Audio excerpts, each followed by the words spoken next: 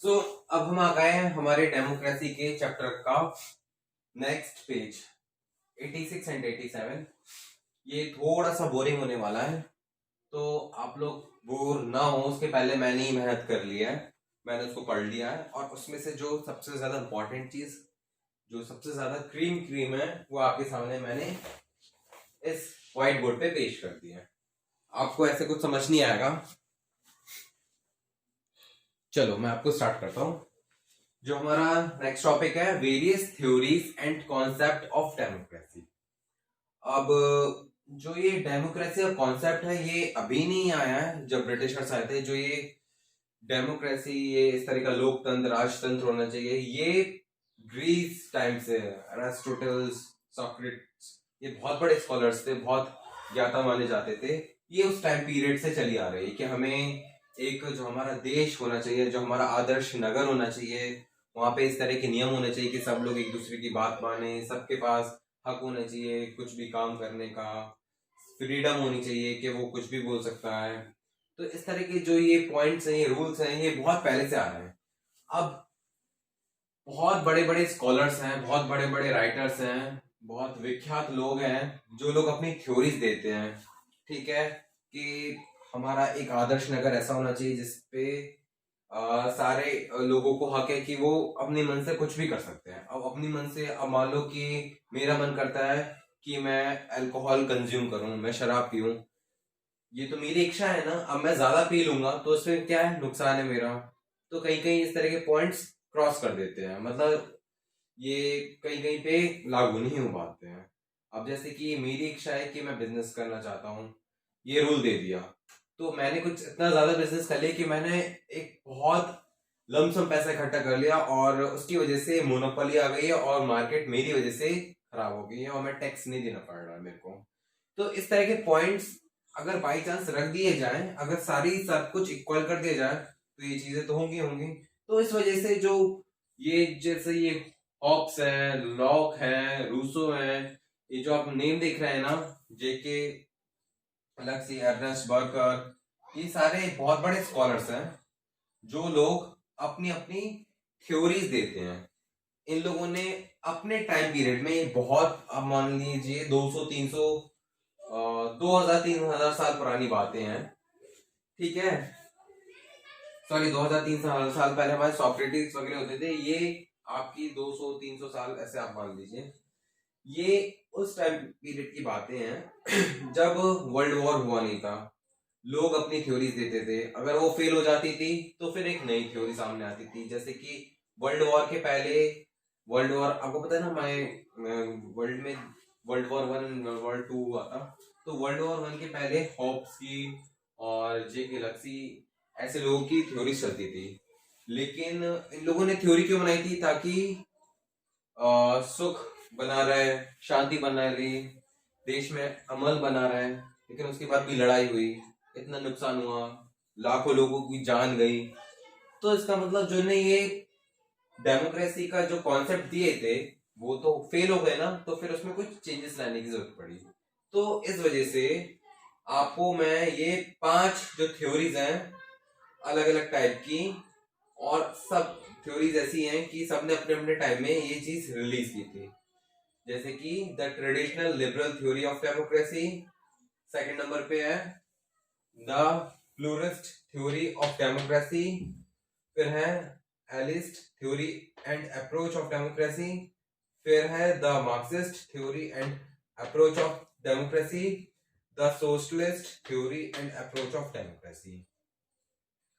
तो ये 5 कॉन्सेप्ट्स हैं जो अलग अलग स्कॉलर्स ने, एलिट पर्संस ने, राइटर्स भी हैं, बहुत सारी बुक्स भी लिखी हैं, इन लोगों ने दिए थे। और सबके अकॉर्डिंग डेमोक्रेसी, सबके अकॉर्डिंग जो फंडामेंटल राइट्स हैं, एक शहर, एक नगर, एक देश चलाने की जो स्कीम है, प्रक्रिया है, रूल्स है, रेगुलेशन है, हर किसी के दिमाग से अलग अलग। अब 10 लोग हैं, 10 लोगों से बात करोगे तो वो 10 अलग अलग तरह की सलाह देंगे। तो इसी तरह इन 5 लोगों 5 सलाह मैं आपसे डिस्कस करना चाहता हूँ। तो पहला था हमारा the traditional liberal theory of democracy. Democracy हमारे यहाँ कैसी होती है?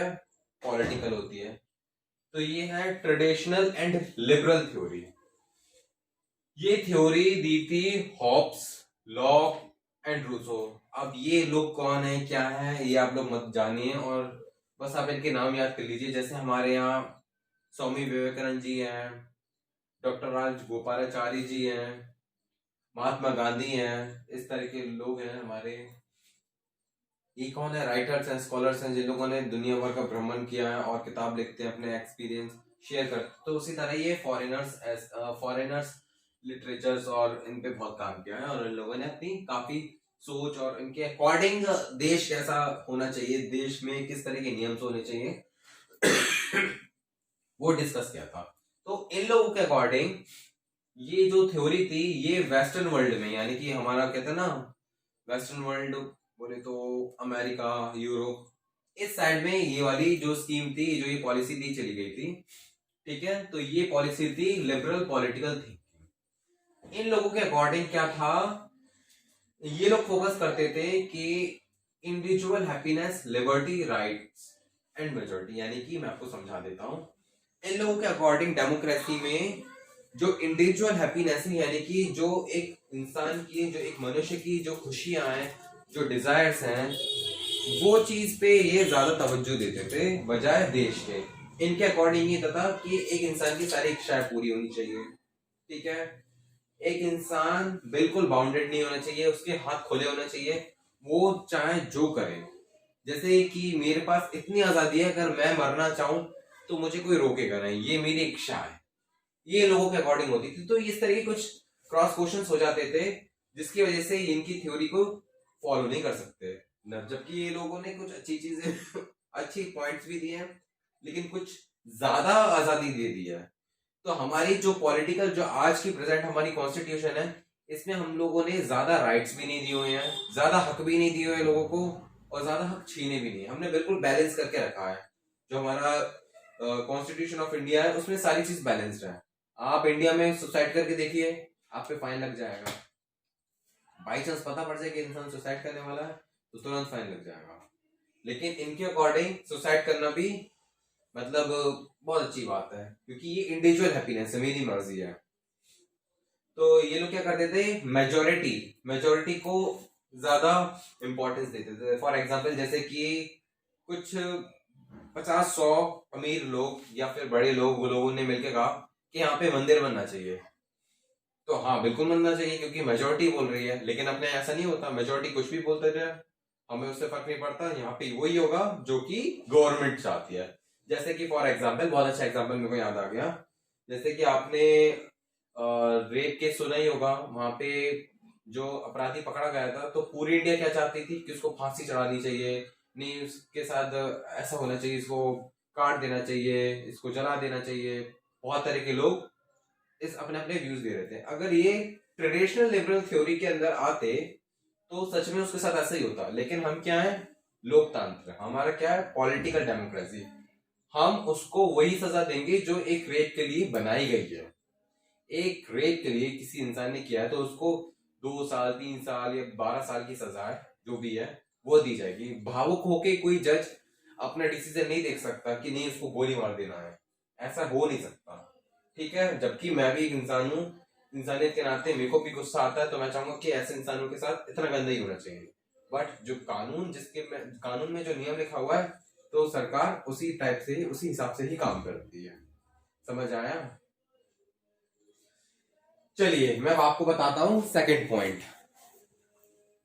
सेकंड पॉइंट है हमारा the pluralist theory of democracy. ये दी थी हमारी H.J. लक्ष्मी और अर्नेस्ट बर्कर, और भी बहुत सारे नाम है जो मैंने नहीं लिखे हैं। नामों से आपको कुछ लेना देना नहीं है, बस आपको इसका कॉन्सेप्ट समझना है। The pluralist theory of democracy के अंदर क्या आता है, ये जो प्लूरिस्ट थ्योरी ऑफ डेमोक्रेसी थी, ये प्राइवेट, मैं आपको समझाता हूँ, फेडरल फॉर्म ऑफ सोसाइटी थी। फेडरल फॉर्म क्या होता है, multi culturalism, private and interest group play an important role. देखो, the pluralist theory of democracy, इनके अकॉर्डिंग जो प्राइवेट कंपनियां होती हैं, जैसे कि आप जानते हैं हमारा इंडिया 125 करोड़ लोगों की जनसंख्या है, लेकिन आप भी जानते हैं ये जो 125 लोगों की जनसंख्या है, और जो इंडिया के पास जो पैसा है, मुश्किल से 8 से 10 फैमिलीज, जो अमीर फैमिलीज हैं, करोड़पति जैसे अंबानी हो गए, भारती मित्तल हो गया, इस तरह के जो भी हमारे रतन टाटा हो गए, जितने भी आप जानते हैं, ये जो 125 लोगों की जनसंख्या है, इस पूरे देश को मुश्किल से ये 8 बिजनेसमैन ही चलाते हैं। समझ रहे हैं आप? अगर ये लोग नहीं होंगे तो हमारे देश की अर्थव्यवस्था खत्म हो जाएगी। अगर अंबानी जी अपने सर से हाथ हटा लें तो कभी भी गवर्नमेंट पलट भी सकती है। तो इन लोगों को, गवर्नमेंट होती है, इनको इसके हिसाब से काम करना पड़ता है, इन बड़ी बड़ी कंपनी के हिसाब से। तो इनके अकॉर्डिंग क्या था, प्लूरल थ्योरी ऑफ डेमोक्रेसी के अकॉर्डिंग क्या था कि प्राइवेट कंपनीज और जो भी इंटरेस्ट ग्रुप है, जो पैसे वाले लोग हैं, प्राइवेट कंपनीज का रोल ज्यादा था। प्राइवेट कंपनी पैसा ज्यादा देती हैं, इनकी वजह से डेवलपमेंट होता है।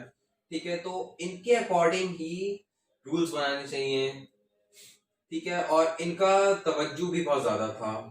ठीक है, और इंटरेस्ट ग्रुप का मतलब होता है जो क्या कहते हैं, जो इंटरेस्ट दिखाते हैं अपना। ठीक है, इन लोगों का मेन रोल हुआ करता था। ठीक है, और गरीब आदमी कुछ भी बोले उसकी कोई सुनने वाला नहीं। उसके बाद A-list theory and approach of democracy, ये दी थी हमारी रॉबर्ट माइकली ने एंड मोस्कान ने। ठीक है, एक वर्ड में समझा देता हूं, रूलिंग क्लास, पॉलिटिकल पार्टीज। इसमें क्या होता था, एलिट का मतलब होता था, एलिट का मतलब होता है एक शाही परिवार, पैसे वाला या फिर बहुत नॉलेजेबल।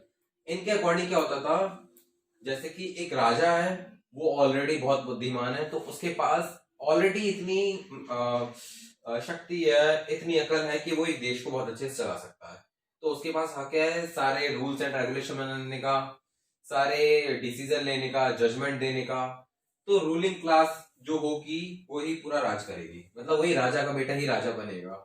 और हमारे क्या होता है, पॉलिटिकल डेमोक्रेसी। हमारे क्या होता है, जो लायक होता है, जिसको जनता चुनती है, वो गवर्नमेंट का पार्ट बनता है। लेकिन एलिट थ्योरी के अकॉर्डिंग, इनके अकॉर्डिंग ये था कि हम किसी को हक नहीं देते कि वो गवर्नमेंट बनाए, जो रूलिंग पार्टी होगी वही देश को चलाएगी, क्योंकि वो बहुत अच्छे से डिसीजन ले सकती है अपने। जैसे कि हमारे आप लंदन में होता है क्वीन एलिजाबेथ, वो हमारी क्वीन है, और उनकी जगह फिर उनका जो उत्तरदायित्व होगा वो आएगा। ठीक है, तो इसमें elite theory and approach democracy में रूलिंग पार्टी का बड़ा काम होता था, जो राजवंश, कुरुवंश चले आ रहे हैं,